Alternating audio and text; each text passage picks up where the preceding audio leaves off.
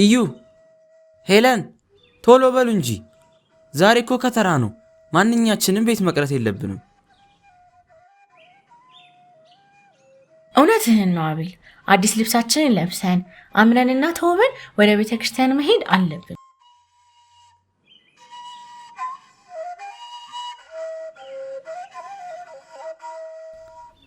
እስኪ መጀመሪያ ግን ኑ ተሰብሰቡና ስለ በዓሉ ጥቂት ልንገራችሁ።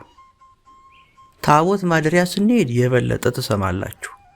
ከቤት ግን ለምን እንደምታከብሩ ጥቂት አውቃችሁ ብትወጡ ይሻላል። አይሻልም? እሺ አባቴ።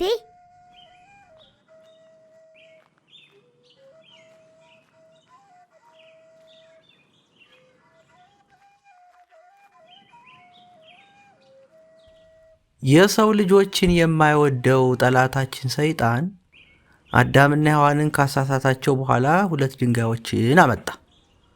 በሁለቱም ድንጋዮች ላይ አዳም የዲያብሎስ ባሪያ፣ ሔዋን የዲያብሎስ አገልጋይ ብሎ ጻፈባቸው። ከዚያም አንዱን በዮርዳኖስ ወንዝ ውስጥ አንዱን ደግሞ በሲኦል አስቀመጠው። በእነዚህ ድንጋዮች ላይ የተጻፈው ይህ ጽሑፍ የሰው ልጆች የዕዳ ደብዳቤ ይባላል። ጌታችን በዮርዳኖስ ወንዝ በዮሐንስ እጅ በተጠመቀ ጊዜ በዮርዳኖስ የተቀመጠውን አንዱን የዕዳ ደብዳቤያችንን እንደ ሰም አቅልጦ አጥፍቶልናል ወይም ደምስሶልናል።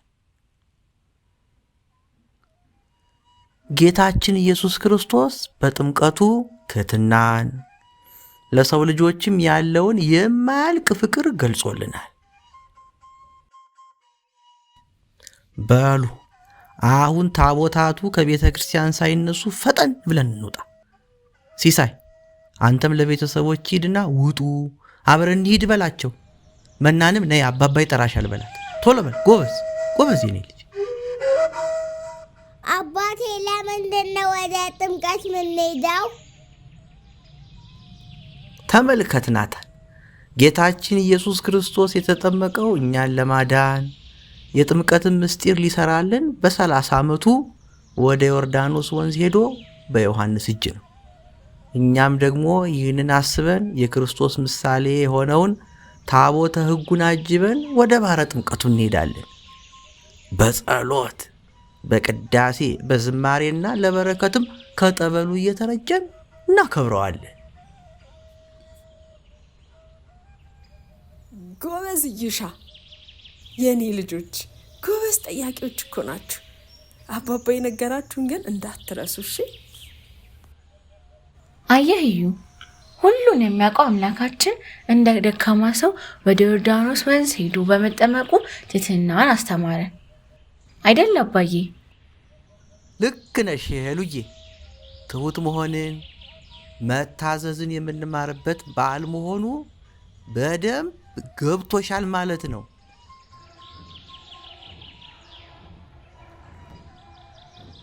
ዛሬ ጥር 10 ምንድን ነው ታውቃላችሁ? ከተራ ነዋ። ጀግና። ከተረ ማለት ከበበ ማለት ነው። ውሃን መገደብ። የጥምቀት ዋዜማ ታቦተ ሕጉ ከቤተ መቅደሱ ወጥቶ ውሃ ባለበት ስለሚያድር ነው ውሃው መገደብ ያስፈለገው፣ ዮርዳኖስ ወንዝን እንዲመስል ማለት ነው። ሕዝቡ ሁሉ እንግዲህ ታዲያ ነገ በ11 ከቅዳሴ በኋላ ይጠመቃል፣ ይረጫል። ውሃው የሚከተርበት ቦታ ምን እንደሚባልስ ታውቃላችሁ? ባሕረ ጥምቀት ወይም የታቦት ማደሪያ ይባላል። ጎበዝ አውቀኸዋል።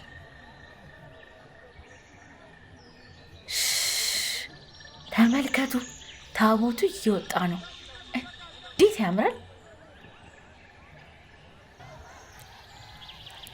ልጆች ታቦት ሊወጣ ሲል ልክ ጌታችንን እንደምናየው በአክብሮት መስገድ፣ እጅ መንሳትና መጸለይ ያለብን። እሺ እማዬ፣ ለታቦት ለምን እንሰግዳለን?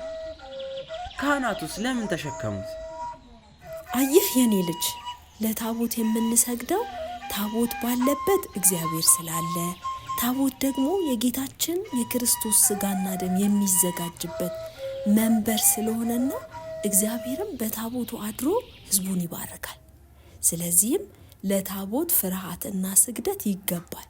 ካህናቱም የቃል ኪዳኑን ታቦት የሚሸከሙት በታቦቱ ላይ አድሮ የሚባርከውን እግዚአብሔርን ለማክበር ነው።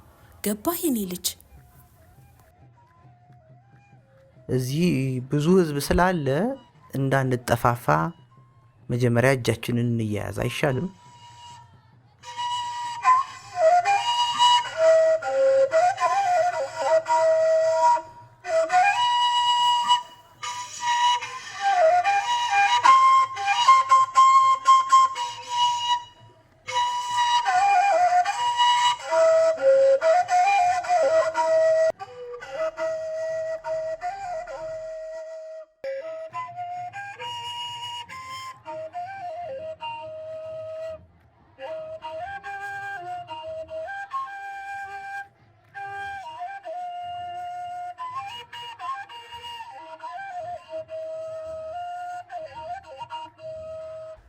ሊሄዱ ነው።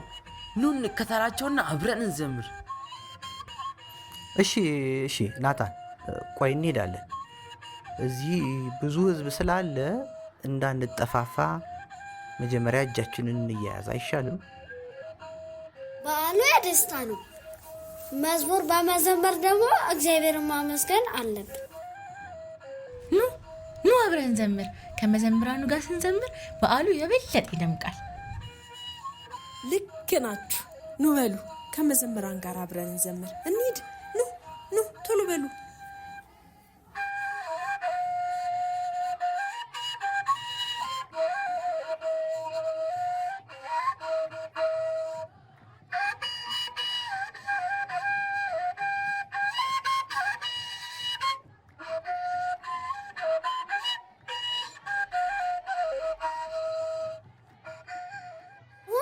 ይባረክ ነው።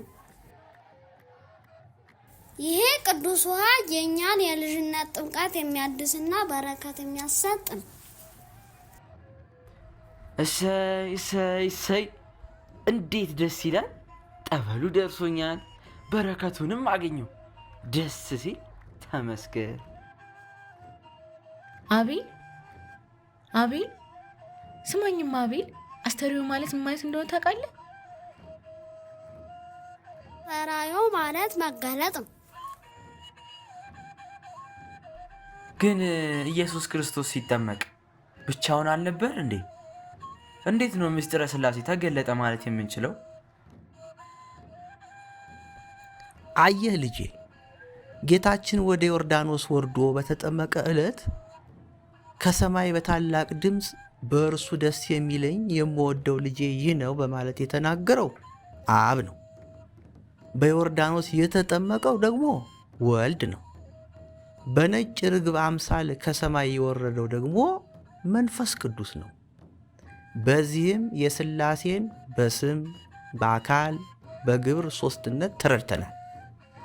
የአምላካችን ሥራ ያስደንቃል አይደል ናትዬ? በጣም እንጂ አባባ፣ ይገርማል።